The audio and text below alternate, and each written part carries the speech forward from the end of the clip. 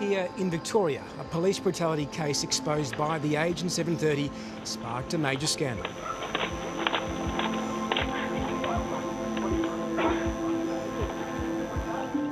Senior police promised accountability. The members involved clearly needed to be called to account for their conduct.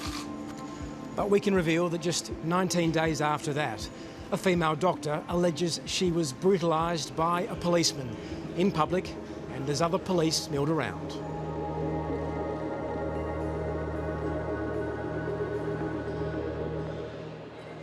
On Sunday, April 22nd, Canadian-born Melbourne doctor Kim Proudlove walked through Flinders Lane in the city just after 9 p.m.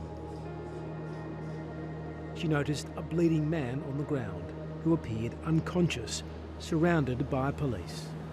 So I saw across the street a man curled up in a fetal position with a very large amount of fresh blood. It was around his head. But what struck me as odd was that nobody was attending to him. So there were probably about 5 police officers within about a metre of him.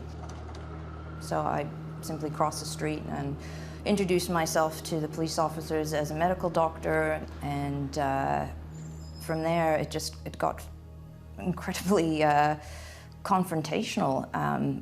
I was quickly told that this man was bleeding because it was self-inflicted, which just made me think, what does that have to do with anything? He's bleeding, he needs medical attention. Kim is a rehab doctor and works in hospital brain injury units. What they told me was that he was Hep C positive. They had a duty of care to protect me. And I said, well, that doesn't matter. I'm a doctor. He needs medical attention. Kim says she moved closer to the bleeding man and was pushed away. And they said, it's not your business. We've called an ambulance. And just alarm bells went off. If someone is actively bleeding, and again, there was an incredible amount of blood, it's a medical emergency. At that point, they actually physically grabbed me, the front of my jacket, and pushed me up against a wall. They pushed me so hard, my glasses went flying off. Kim started to record on her phone. After that, she claims a policeman attacked her.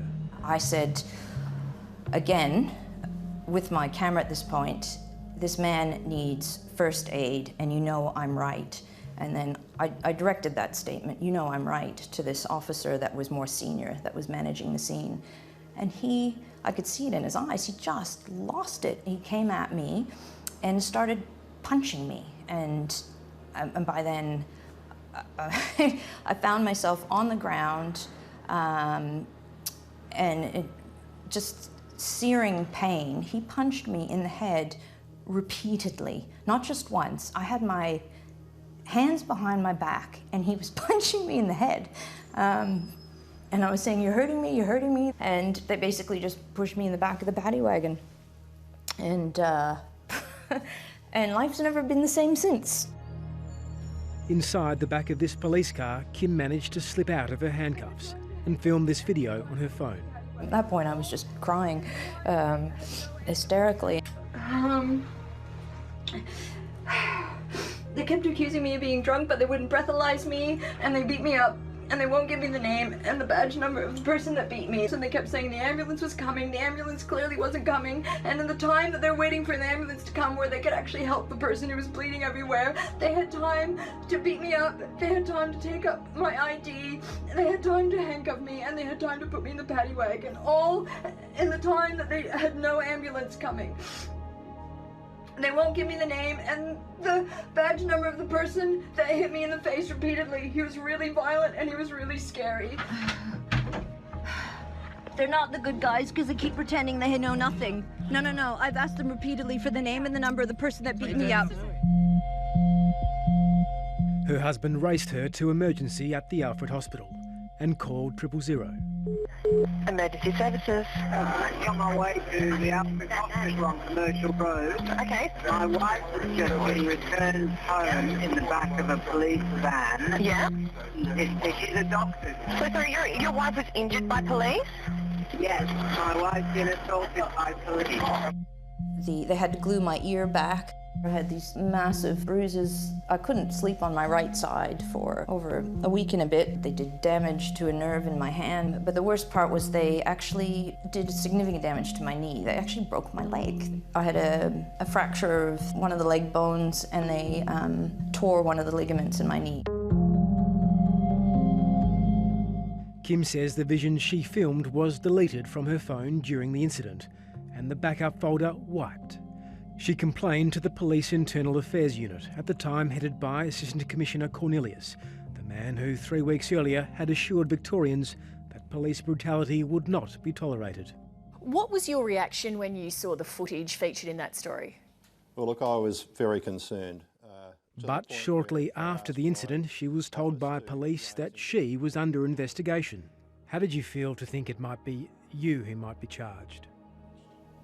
Oh, it was just, again, incredulous. It's like this chasm in reality opened up, and what they charged me with. I mean, I didn't do anything wrong. I work in brain injury. I know that people's lives are irrevocably changed with one hit to the head, and I was punched several times.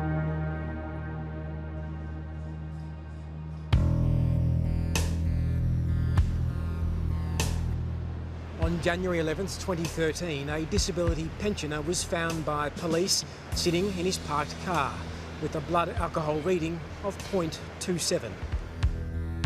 Bill Dixon was arrested for drink driving offences and assaulting an officer. He pleaded guilty to those charges. I don't remember much at all.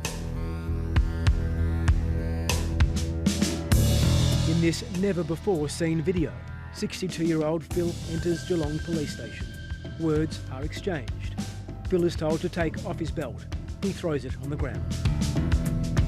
Next, the police officer grabs him on the back of the neck and slaps him on the side of the face, and then twice to the back of the head. He's thrown to the ground. His head starts bleeding, and paramedics are called. I remember seeing a door edge, and so I thought I must have tripped.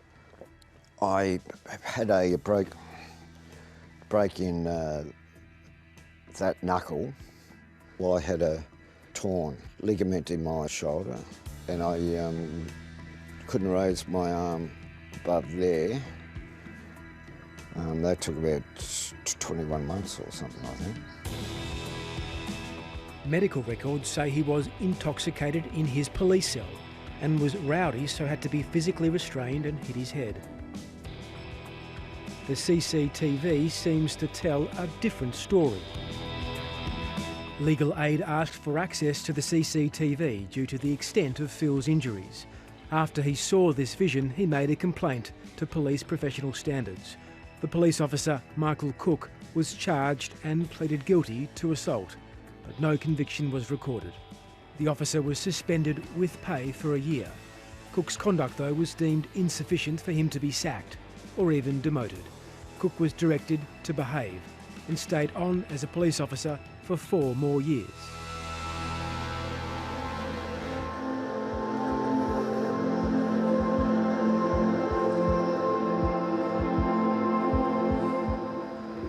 Also in Melbourne, another case has emerged.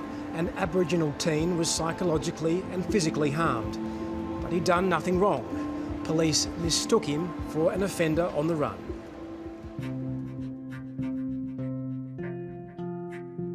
Daytime, April 5th, 2016. A police car has been rammed by a stolen black Nissan. Darwin 508, can I have a reto check, please? Oh, shit. Darwin 508, we've been rammed. We're in, what street are we in? Elm Street, Preston. The officers described the man who rammed their car. This is who they were looking for. Do you have any description of the offender? Yeah, 508 appeared Aboriginal. He's wearing, I believe it was a black jacket, possibly light coloured track pants and a red cap. Looked about 40 years of age with a goatee. Armed with the description of a 40-year-old Aboriginal male with a goatee-style beard and red hat, officers visited homes in the area where Aboriginal men known to authorities live. This is the police dashcam footage from the day. Here, an Aboriginal teen on a scooter goes past the car and stops just out of sight. You got facial hair? 707, any facial hair? The teenager on the scooter is Tommy Lovett, an 18-year-old who'd been charged before but never convicted. We got Tommy Lovett now. He probably isn't the male in the car. Does he have facial hair? Nah, negative. He's a 18-year-old Aboriginal male. Yeah, Impression F is, he doesn't sound like him from what we see on the CCTV and descriptions from the CI. Tommy Lovett's mother, Doreen, said he'd done nothing wrong that day. Nothing. Hasn't done nothing wrong. Tommy Lovett's mother, Doreen, is a local Indigenous leader who works at an Aboriginal organisation within the justice system. She says the police brutalised her son and then tried to cover it up. This detective claimed Tommy Lovett was a suspect, even though he did not fit the description. He tells uniformed police to handcuff Tommy. According to this detective's account, the handcuffed Tommy was violent and spat at police, so police had to use force to restrain him. I went into Heidelberg and I called for the senior sergeant to come out, and I said, "You have my son in custody?" He says, "No, we didn't bring him into the police station, he's at the hospital."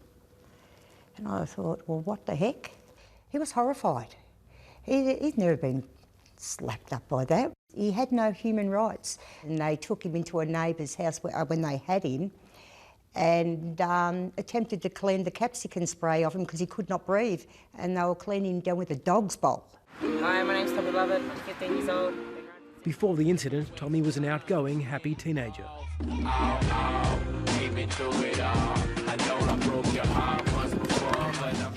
He was a talented athlete.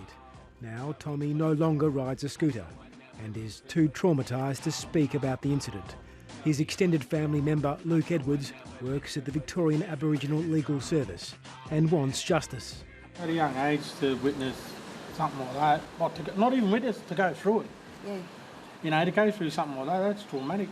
It's taken a couple of years for Tommy to get where he is today, and still he's got a journey in front of him. You know, he should be finishing his apprenticeship. I was just talking to him not before, still in the first year. When my son turned 18, he had to witness how racist the world is. 7:30 has obtained diary notes and statements from police who were there. The notes give conflicting accounts of what happened. Some detectives say Tommy was violent and spat at police and play down the police response.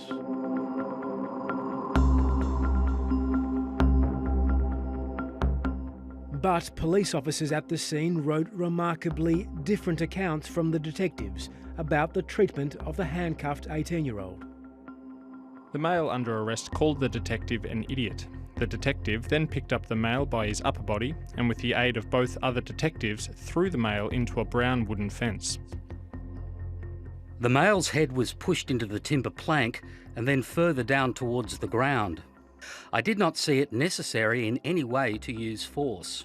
He screamed about his head and that he was in pain. When some of the information about how the incident was handled sank in, it was disappointing and disturbing to say the least.